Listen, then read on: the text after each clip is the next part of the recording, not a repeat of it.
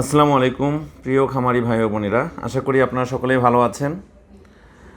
যদিও এই ভালো থাকার মধ্যেও আমরা একটা বড় দুর্যোগের মধ্য দিয়ে যাচ্ছি। বাংলাদেশের বেশ কয়েকটি জেলা আকস্মিক বন্যায় প্লাবিত হওয়ার কারণে সীমাহীন দুর্দশা আমাদের মানুষদের উপর দিয়ে যাচ্ছে। শুধু মানুষ না, এই মানুষের একটা জীবনের অনুষঙ্গ বা ওতপ্রোতভাবে প্রত্যেকটা মানুষের সাথে লাইভস্টকের বিষয় জড়িত আছে। প্রাণীকুলের একটা বন্ধন আছে, যে বন্ধনটা আসলে শুধু ইকোনমিকই বলা যাবে না, এটা অনেকটা মানবিকতাও এর সঙ্গে জড়িত আছে। যে মানুষটি দীর্ঘদিন ধরে একটা গরু, একটা ছাগল, কয়েকটা মুরগি লালন পালন করে আসছে, তাদের মায়া কী পরিমাণ এটা আমরা দেখেছি, বিভিন্নভাবে মিডিয়াতে এসেছে এবং বারবারই এটা দেখা যায়। যতবারই আমাদের প্রাকৃতিক দুর্যোগ চলে আসে না কেন, আমরা এটা দেখতে পাই যে মানুষের জীবনের থেকেও কতটা গুরুত্বপূর্ণ তাদেরকে মনে করা হয়। বাট এবারে ঘটনাটা একেবারেই ভিন্নতর। এবারে অসংখ্য গরু ভেসে যেতে দেখা গিয়েছে। কারণ আমাদের দেশে যে বন্যাগুলো হয়, সে বন্যাগুলোর একটা ট্রেন্ড আছে, এটা আমরা জানি কিভাবে হয়। হঠাৎ করেই একেবারে জলোচ্ছ্বাসের মতো বন্যা আমাদের দেশে খুব কম হয় এবং সেটারও একটা সীমা থাকে।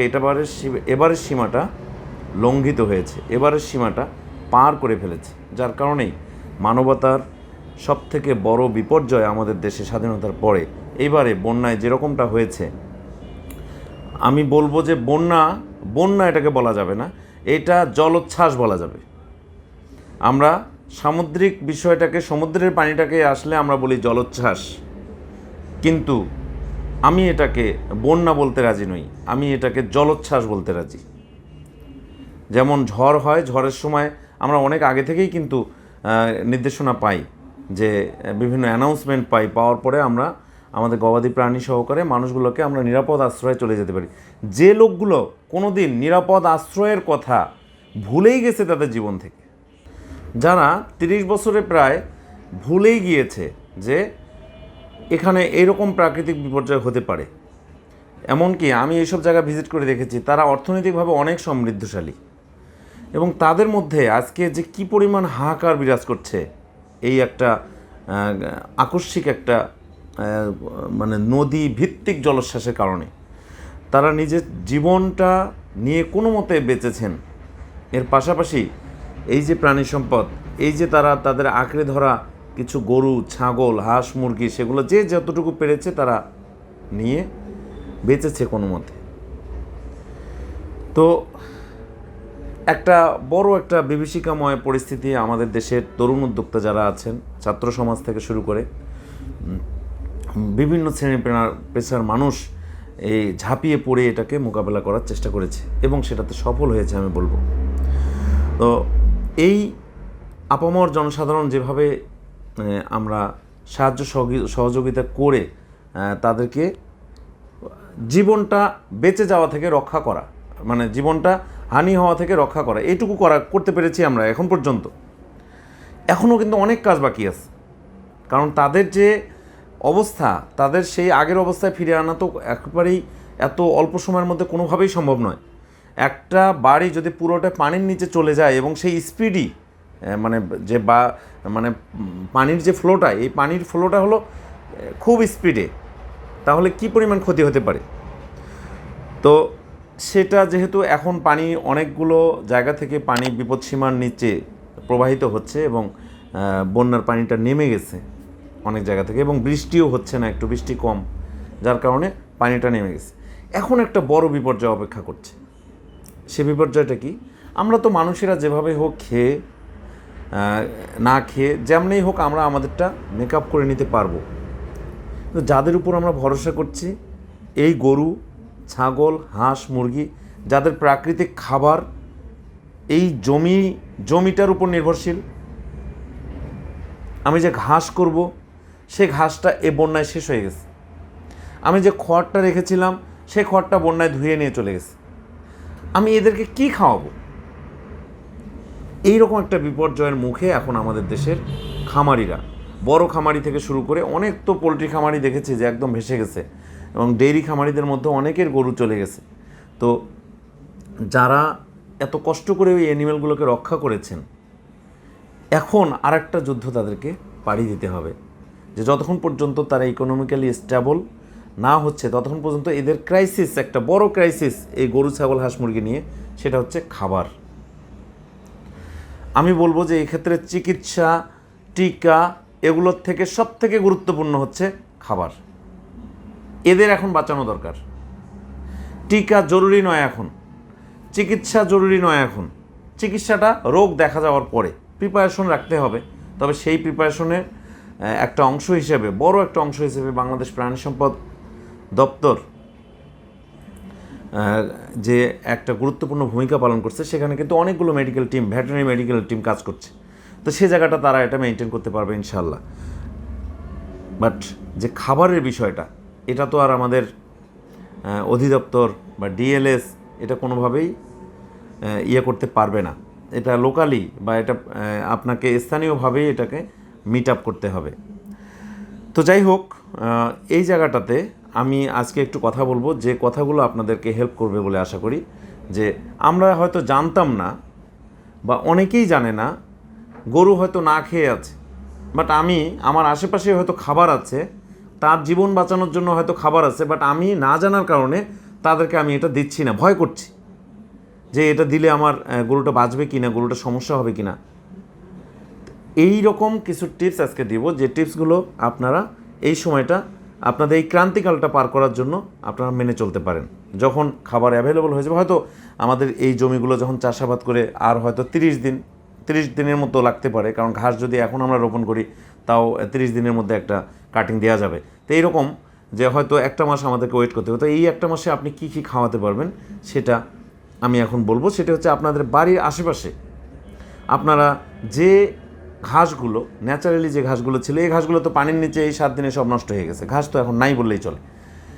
এখন আপনারা সবাই খুব বেশি উদ্গ্রীব বা খুব বেশি চিন্তিত একটা বিষয় নিয়ে, সেটা হচ্ছে খড় ম্যানেজ করতে হবে। গরুকে কিছু না হোক খড় দিলে তো ওর পেটটা ঠিক থাকবে, পেটটা তো ভরা থাকবে, ওর মনের যে চাহিদাটা সেটা তো পূরণ হবে, পুষ্টির চাহিদা পরে। হ্যাঁ, এটা আমি একমত, আপনারা এটা করতে পারেন। সেটা হচ্ছে খড়ের আমরা শুধুমাত্র ধানের খড় নিয়েই বেশি চিন্তা করি এবং এটাই আমরা বেশি খাওয়াই গরুকে।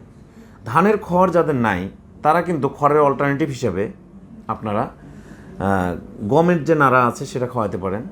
আবার ভুট্টা, এর আগে কিন্তু ভুট্টার একটা বড় সিজন চলে গেছে আমাদের কিছুদিন আগে, দেখবেন যে অনেকগুলো ভুট্টার ডাল হয়তো আপনি খড়ি হিসেবে রেখে দিয়েছিলেন, যে পাতাগুলো করে নিয়ে শুধু ডালগুলো, স্টেমগুলো ভুট্টার সেটা রেখে দিয়েছেন যে এটা খড়ি হিসেবে ব্যবহার করার জন্য। এগুলো আপনি কুচি কুচি কুচি কুচি করে গরুকে খাওয়াতে পারেন। এটা কিন্তু খড়ের বিকল্প হিসেবে ভালো, খড়ের থেকে আরও বরং পুষ্টি এর মধ্যে বেশি আছে, এটা আপনি কিন্তু খাওয়াতে পারেন।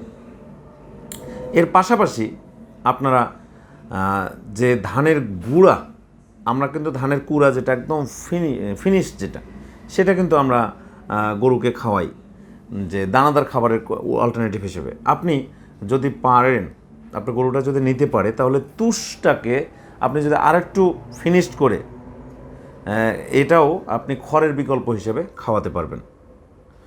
এটা হচ্ছে এই আপৎকালীন মুহূর্তে গরুটাকে শুধু বুঝ দেওয়া যে হ্যাঁ তুমি পেটটা ভরায় রাখো, পুষ্টিটা আমরা একটা সময় মেকআপ করে নিতে পারবো ইনশাল্লাহ। এটা হলো একটা বিষয়। খড়ের বিষয় গেল। শুষ্ক খাবার, যেটা শুষ্ক খাবারের মধ্যে আমরা এই ধরনের খাবারটা প্রোভাইড করতে পারি। এখন সবথেকে ঝামেলার বিষয় হবে বিশুদ্ধ পানি। বন্যার পরপরই দেখা যায় যে ডায়রিয়ার প্রকোপটা বেড়ে যায় মানুষের মধ্যে, আমাদের এই মানে বিশুদ্ধ পানির অভাব হওয়ার কারণে। তো আপনার গরুর ক্ষেত্রেও চেষ্টা করবেন যে পানিটা দেওয়ার, বিশুদ্ধ পানি দেওয়ার। যদি বিশুদ্ধ পানি নাই পাওয়া যায়, আপনি এটা ফুটিয়ে, যেমন পানিই হোক ফুটিয়ে আপনি ঠান্ডা করে সেটা প্রোভাইড করেন। একটু কষ্ট হবে, কিন্তু আমাদের এই সময়টা তো পাড়ি দিতে হবে। এখন আসি যে আমরা শুষ্ক খাবার নিয়ে আলোচনা করলাম, পানি আছে, পানি নিয়ে আলোচনা, দানাদার খাবারের হিসাব পড়ে, কারণ দানাদার খাবারের ক্যাপাসিটি তো আমার নাই, আমার তো সবই শেষ, আমার এখন তো শুধু অ্যানিমেলটাই, অর্থাৎ দানাদার খাবারের চিন্তা এখন বাদ। এখন গরুটাকে বাঁচানো দরকার, গরুগুলোকে বাঁচানো দরকার। কিভাবে বাঁচাবো? আপনারা ন্যাচারালি আপনাদের বাড়িতে দেখবেন কিছু না কিছু যে গাছ আছে, যে গাছগুলোকে আপনি এদের খাদ্য হিসেবে ব্যবহার করতে পারেন। যেমন আমরা বাঁশ ঝাড় প্রচুর আছে, বাঁশঝাড়ে আপনি বাঁশের ডালটা পর্যন্ত খাওয়াতে পারবেন, যতটুকু নরম আছে ওটাও কুচি কুচি করে কেটে দিয়ে বা গরুর সামনে দেন, ও যতটুকু খায় ততটুকু, ওর যতটুকু দরকার ও কিন্তু নিতে পারবে। আপনি কঞ্চি সহ পাতা সামনে দিয়ে দিতে পারেন, যতটুকু ওর দরকার ও কিন্তু ওইভাবে ছিঁড়ে ছিঁড়ে খাবে। তো এই বাঁশঝাড় যাদের আছে তারা কিন্তু এই সময়টাতে যথেষ্ট পরিমাণ, দরকার হলে পুরো বাঁশ আপনি কঞ্চিটা ছেড়ে দিন, দিয়ে আপনি এই 7 দিন 10 দিন এইভাবে ধারাবাহিকভাবে এই খাবারগুলো দিতে পারেন। এই বাঁশ পাতাটা আপনি ব্যবহার করতে পারেন। আমাদের দেশে প্রচুর পরিমাণে কলা আবাদ হয়, কলার পাতা থেকে শুরু করে পুরো বডিটা আপনি কিন্তু গরুকে খাওয়াতে পারবেন। কলার পাতা, কলার মোচা, কলা নয় কিন্তু কলার পাতা, কলার মোচা এবং কলার যে পুরো বডিটা আছে এগুলো কুচি কুচি কুচি কুচি করে আপনি গরুকে খাওয়াতে পারবেন। তবে এই জায়গাটাতে পানির পরিমাণ খুব বেশি থাকে। আপনি কলার গাছ যখন খাওয়াবেন বা কলার পাতা যখন খাওয়াবেন তখন অবশ্যই সেই জায়গাটাতে আপনি একটু গুঁড়া, মানে সেই দিন বা যে বেলা আপনি খাওয়াচ্ছেন সেই বেলা একটু গুঁড়া অথবা খড় একটু বাড়ায় দিবেন। তাহলে হবে কি, এই পানিটা, বেশি পানিটা অ্যাডজাস্ট হয়ে যাবে এবং পায়খানাটা স্বাভাবিক থাকবে। এখানে আরও কিছু কিছু গাছ আছে যে গাছগুলো আমাদের বাড়ির আশেপাশেই থাকে। যেমন আরেকটা আবাদের কথা বলি যেটা আমরা সচরাচর আবাদ করে থাকি, সেটি হচ্ছে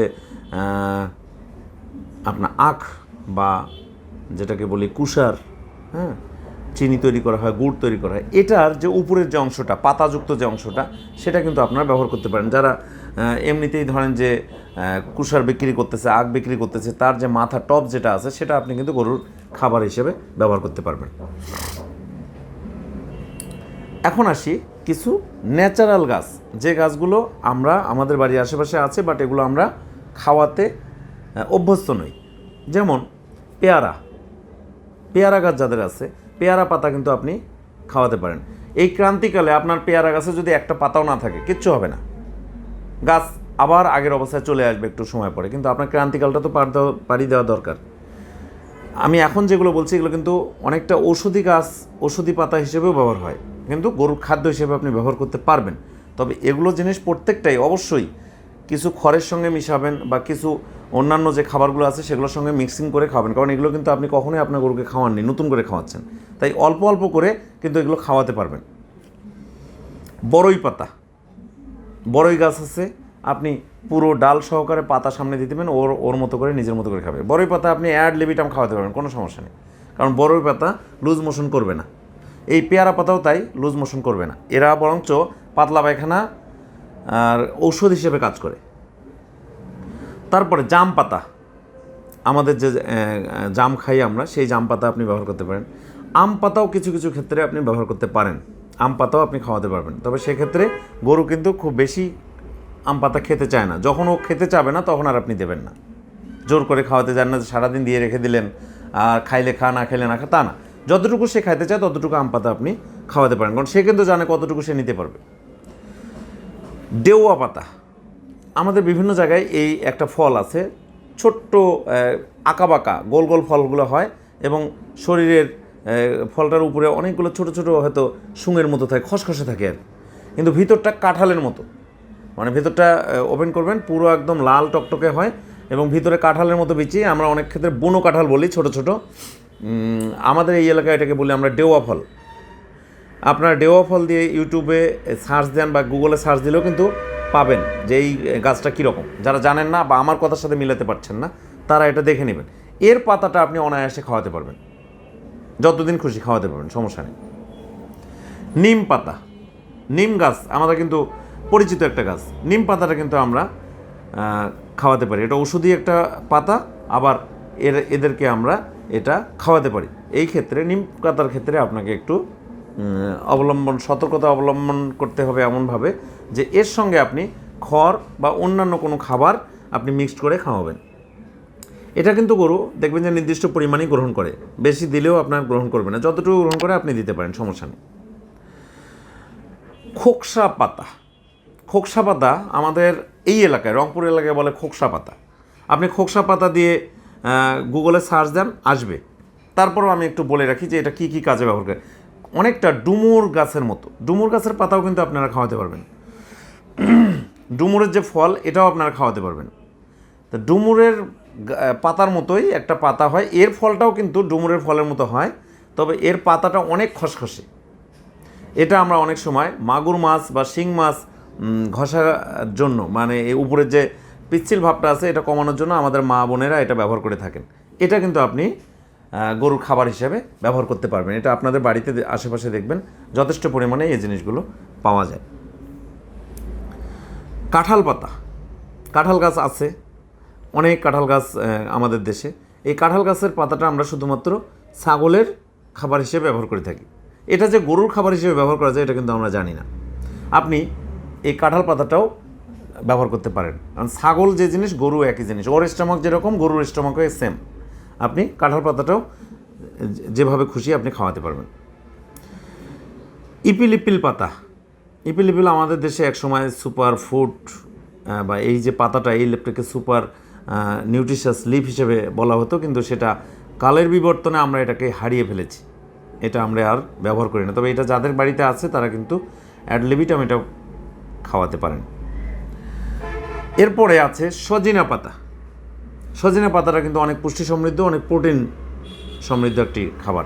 এটাও কিন্তু আপনারা গরুর খাবার হিসেবে ব্যবহার করতে পারেন। ধইঞ্চা পাতা, ধইঞ্চা কিন্তু আমরা আবাদ করি অনেক সময় খড়ির হিসেবে, খড়ি করার জন্য অনেক এলাকায় যেখানে পানি বেশি থাকে সেই জায়গাগুলোতে আবাদ করা হয়। আপনারা এই পাতাটাও কিন্তু আপনারা ব্যবহার করতে পারেন। এখন আমি কয়েকটা ঘাসের কথা বলবো যেগুলো লিগুমিনাস ঘাস, অথবা লিগুমিনাস ছাড়াও আবার এখানে হলো আমরা সবজি হিসেবে ব্যবহার করে থাকি বা আমরা আমাদের খাদ্য হিসেবে ব্যবহার করে থাকি, সেই কিছু প্লান্টের কথা বলবো, সেগুলো আপনারা ব্যবহার করতে পারেন। যেমন মাসকলাই, মাসকলাই বা যে কোনো ধরনের ডাল। এখন কিন্তু মাসকলাই ছিটানোর সময়, যেহেতু বন্যার পানি নেমে গেছে, আপনারা এখনই মাসকলাই ছিটাই দিয়ে রাখেন। দেখবেন এইটা বড় হতে 15 থেকে 20 দিনের মধ্যে খাওয়ার মতো একটা উপযোগী অবস্থায় চলে আসবে। এই জমির মধ্যেই আপনি ছিটাই দিয়ে রাখেন, দেখবেন যে 1 মাসের মধ্যে একটা বড় ধরনের খাবারের এবং কনসেন্ট্রেট খাবারের আপনার একটা সাপোর্ট দিবে। এটাতে যথেষ্ট পুষ্টি আছে, প্রোটিন আছে, আপনি এই পাতাটা শেকড় সহকারে টোটালি খাওয়াতে পারবেন। মাসকলাই, খেসারি কালাই, তারপরে হচ্ছে আপনার এটা আপনারা হয়তো ডালও বলতে পারেন, মাছ ডাল, খেসারি ডাল, এই গাছগুলো আপনারা খাবার হিসেবে গরুর জন্য ব্যবহার করতে পারবেন। আমরা যে খাবার হিসেবে সিম খাই, বরবটি খাই, এই সিম গাছ টোটালটাই আপনি ব্যবহার করতে পারবেন। এই বরবটি যে খাই আমরা, এই বরবটি গাছটাও টোটালটাই আপনি শিকড় সহ আপনি গরুকে খাওয়াতে পারবেন। এই জিনিসগুলো আমরা যার যেখানে যতটুকু যেভাবে আছে আপনারা যদি সেটুকু ইউটিলাইজ করতে পারেন, তাহলেও কিন্তু আমরা গরুগুলোকে কিছু না কিছু খাবার দিতে পারবো। গরু এবং ছাগলগুলোকে দুটাই, আপনি গরু, ছাগল, ভেড়া তিনটাকেই আপনি এই জিনিসগুলো খাওয়াতে পারবেন। এখন একটা বিষয় নিয়ে আমি এর আগেও নেগেটিভ কথা বলেছি এই বিষয়টা নিয়ে, তারপরেও মানুষের জীবন যখন বিপন্ন হয় তখন বিষাক্ত জিনিসও খাবার হয়ে যায়, তখন পুষ্টিহীন জিনিসও খাবার হয়ে যায়। আপনারা যেসব এলাকায় বন্যা দেখেছেন বা বন্যা হয়ে গেছে বা তার আশেপাশে অনেক জলাশয় আছে, সেখানে দেখতে পাবেন এই জিনিসটা, সেখানে প্রচুর পরিমাণে জন্মে, সেটা হচ্ছে কচুরি পাতা। কচুরি পাতা নিউট্রিশাস ভ্যালু, কচুরি পাতা খাওয়ানো যাবে না গরুকে, এর থেকে ভালো জিনিস খাওয়াতে হবে, আমি অনেক কথা বলেছি। বাট আজকের এই ক্রান্তিকালে আপনি এই কচুরি পানাটাও খাওয়াতে পারবেন, একদম লাস্ট অপশন। এটা মন্দের ভালো, আপনার কোনো উপায় নাই, গরুটাকে বাঁচাতে হবে 7 দিনের জন্য, আপনি এইটা করতে পারেন। তারপরে পরবর্তীটা দেখা যাবে, টক্সিসিটি নিউট্রালাইজ কী সেটা দেখা যাবে। এই বিষয়গুলো আপনারা যদি মাথায় রাখেন, এই খাবারগুলো যদি প্রোভাইড করেন, এই ক্রান্তিকালটা আপনি পাড়ি দিতে পারবেন, প্রাণী সম্পদটাকে রক্ষা করতে পারবেন। এই সময় অনেক ধরনের রোগ ব্যাধি দেখা যাবে, ম্যাক্সিমাম রোগ ব্যাধিই আসবে খাবার সংবলিত, ম্যাক্সিমাম রোগ ব্যাধিই হবে পানি সংবলিত। আপনি পানিটা ভালোভাবে দেন এবং খাবার যেটা দিচ্ছেন সেটা ভালো খাবারটা দেন। আপনি যে খড়টা আপনার বাড়িতে ছিল, আপনি চলে গেছেন, 7 দিন পানির নিচে ছিল, এই খড়টাকে এখন শুকায় নিয়ে আপনি আবার খেতে দিচ্ছেন, এই কাজটা করিয়েন না ভাই। এতে এই গরুটা যে পরিমাণ ক্ষতিগ্রস্ত হবে তার থেকে আপনি অর্থনৈতিকভাবে আরও ক্ষতিগ্রস্ত হবেন, এই পায়খানাটাকে আবার স্বাভাবিক পর্যায়ে নিয়ে আসতে। আপনাদের যে কোনো প্রয়োজনে উপজেলা প্রাণী সম্পদ দপ্তর স্পেশাল টিম গঠন করে রেখেছে। আপনারা সেই প্রত্যেকটি উপজেলায় উপজেলা প্রাণী সম্পদ দপ্তরের সহযোগিতা নিয়ে আপনাদের এই ক্রান্তিকাল মুহূর্তে যে কোনো রোগের প্রাদুর্ভাবকে আপনারা মিটিগেট করতে পারেন বা সেটাকে আপনারা সমন্বয় করে এটাকে কন্ট্রোলে নিয়ে আসতে পারেন। অবশ্যই উপজেলা প্রাণী সম্পদ দপ্তরের সাথে এখন আপনার এই ক্রান্তিকালে এতদিন মনে রাখেন নাই, বিশাল বড় খামার, প্রাণী সম্পদের আপনার দরকার ছিল না, প্রাণী সম্পদ অফিসে আপনি যাননি, বাট এই ক্রান্তিকালে আপনি একটু সংযোগ রাখুন, আপনি একটু যোগাযোগ রাখুন। আপনার তো এখন সবই শেষ, এই সময়টাতে একটু হলেও এই জায়গাগুলোতে একটু কানেকশন বাড়ান, কারণ এই ক্রান্তিকালে একটা গরু যদি হারায় যায় আপনার এটাই সম্বল, সেটাই আপনি অবলম্বন করে দাঁড়াবেন, কিন্তু সেই সুযোগটাও হয়তো পাবেন না। তো যাই হোক, আজকের আলোচনা থেকে যদি আপনাদের বিন্দুমাত্র উপকারে আমি আসতে পারি তাহলে আজকের আলোচনাটা সার্থক হবে। আপনারা এই ক্রান্তিকালটা আপনাদের বুদ্ধিমত্তা, আরও কনসালটেন্ট যারা আছে তাদের কাছ থেকে তথ্য উপাত্ত নিয়ে এই ক্রান্তিকালটা পাড়ি দিন এবং নিজেরা স্বাবলম্বী হন, এই প্রাণীকুলগুলোকে রক্ষা করেন এবং নিজেদের আমাদের সাথে সাথে এদেরকেও দুনিয়া বাঁচায় রাখতে হবে, এরাও আমাদের একটা অংশ। এই ক্রান্তিকালে সবাই যার যার মতো অবস্থান থেকে আমাদের হাতটাকে বাড়িয়ে দেই, যেন এই বন্যার্ত মানুষ যারা আছে তারা যেন এই সময়টাকে পাড়ি দিতে পারেন, এই সময়টা থেকে মানে এই সময়টাতে উঠে আসতে পারেন। কারণ হলো আমরা জানি যে তারা এই ধরনের একটা পরিস্থিতিতে কখনোই পড়েননি এর আগে, এরকম একটা অনাকাঙ্ক্ষিত পরিস্থিতি তাদের উপর দিয়ে যাচ্ছে। তো যাই হোক, আমরা আমাদের দেশের সবাই যার যার মতো চেষ্টা করছি। আর খামারি ভাইদেরকে আবারও আমি জানাচ্ছি যে আমি যে আলোচনাটা করলাম এই আলোচনাটার প্রেক্ষিতে আপনারা আপনাদের মতো করে আপনাদের ছাগল, ভেড়া, গরু এবং মহিষ এগুলোকে এই খাবারগুলো খাওয়াতে পারবেন। আপনারা সবাই ভালো থাকেন, সুস্থ থাকেন, সবার উজ্জ্বল ভবিষ্যৎ কামনা করছি। আসসালামু আলাইকুম।